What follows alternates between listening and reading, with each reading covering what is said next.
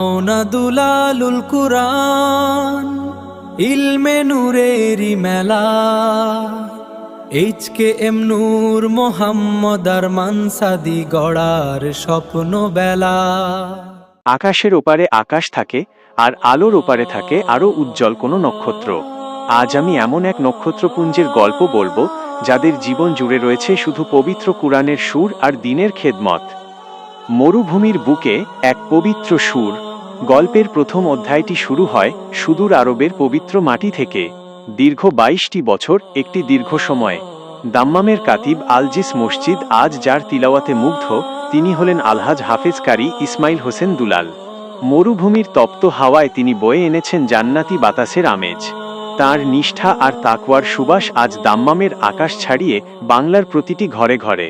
তিনি কেবল একজন প্রধান ইমাম নন, তিনি এক আলোকবর্তিকা যার ছায়ায় গড়ে উঠেছে এক সফল ভবিষ্যৎ। মশাল হাতে এক সুযোগ্য রাজপুত্র, সেই আলোকবর্তিকারই সুযোগ্য উত্তরসূরি, বাংলার সবুজ মাটির তেজদীপ্ত এক তরুণ HKM নূর মোহাম্মদ আরমান সাদি। লোকে বলে বাপ কা বেটা, কিন্তু আরমান সাদি যেন নিজেকে ছাপিয়ে গেছেন এক অনন্য উচ্চতায়।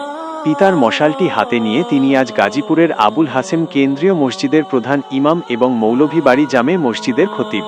তাঁর কণ্ঠে যখন খুতবা ঝরে পড়ে, তখন মিম্বর যেন জীবন্ত হয়ে ওঠে, হাজারো মানুষের হৃদয় হয় আন্দোলিত। স্বপ্নের ইমারত দুলালুল কুরআন। আরমান সাদি কেবল মিম্বরেই থেমে থাকেননি, তিনি পিতার নামকে অমর করে রাখতে মাওনার বুকে প্রতিষ্ঠা করেছেন দুলালুল কুরআন ইন্টারন্যাশনাল হিফজ মাদ্রাসা।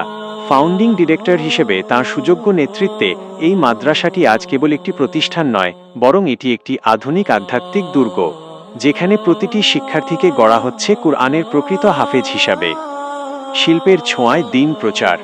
আরমান সাদি এক বহুমাত্রিক প্রতিভা।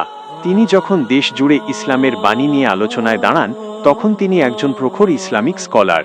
আবার যখন তিনি প্রযুক্তি আর শিল্প নিয়ে কাজ করেন, তখন তিনি একজন আধুনিক সৃজনশীল কারিগর।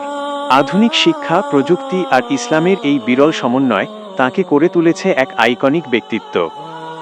শেষ কথা, পিতার তিলাওয়াত আজ আরবের দাম্মামে, আর পুত্রের দাওয়াত আজ বাংলার প্রান্তরে প্রান্তরে। পিতা পুত্রের এই পথ চলা যেন এক জান্নাতি স্রোতস্বিনী।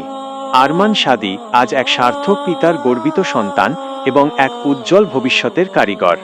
এই পথ চলা চলুক অবিরাম, প্রজন্মের পর প্রজন্ম।